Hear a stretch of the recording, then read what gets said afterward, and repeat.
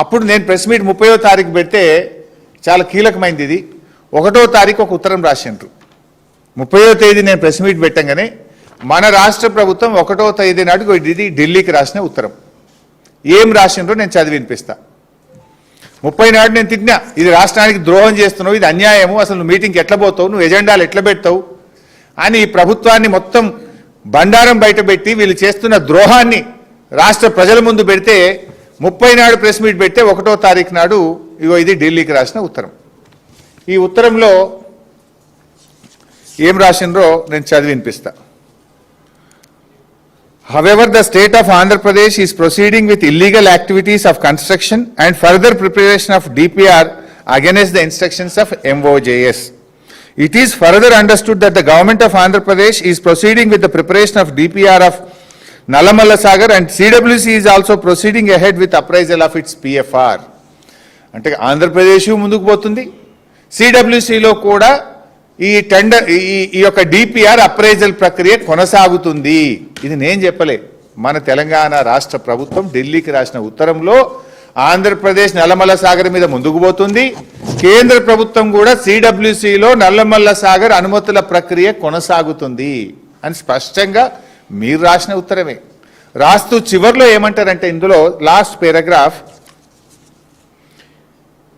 it shall participate in the meetings of above mentioned committee only if the process of preparation of DPR of Nallamalla Sagar and its illegal construction by Andhra Pradesh and process of appraisal of projects PFR by CWC is halted or stopped immediately so that fate accomplished situation is not created while deliberations are being held.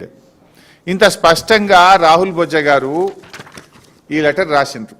30 నాడు ఇది కూడా ఎప్పుడు రాసిండ్రు, BRS ముళ్ళు గట్టబట్టి పొడిస్తే 30 నాడు press meet పెట్టి వీళ్ళ బండారం బయట పెడితే 1వ తారీఖు రాసిండ్రు.